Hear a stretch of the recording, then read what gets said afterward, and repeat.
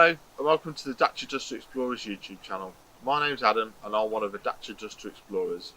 In these videos you'll see myself and other explorers driving green lanes, commonly known as the hobby of green laning.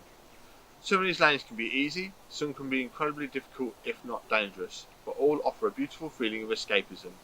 If you have any doubt about the green lane you're driving, get out and walk the lane first, making a mental note of places to turn around if needed and thinking about strategies to overcome difficult sections, because reversing after a failed attempt to get along the lane can be incredibly difficult and very risky.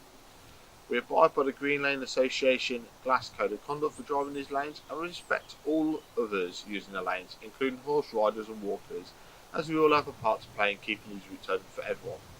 If you're thinking of green laning yourself, please consider joining the Green Lane Association to help fight to keep these lanes open and to help you understand more about this hobby. They also have a Trailwise 2 website which will significantly aid in your planning. Please don't forget to like and subscribe to the YouTube channel to get updates on new videos and check out our previous massive video collection. For more information head to the website www.dacia2explorers.co.uk, and finally, thanks for watching, stay safe and enjoy your trips.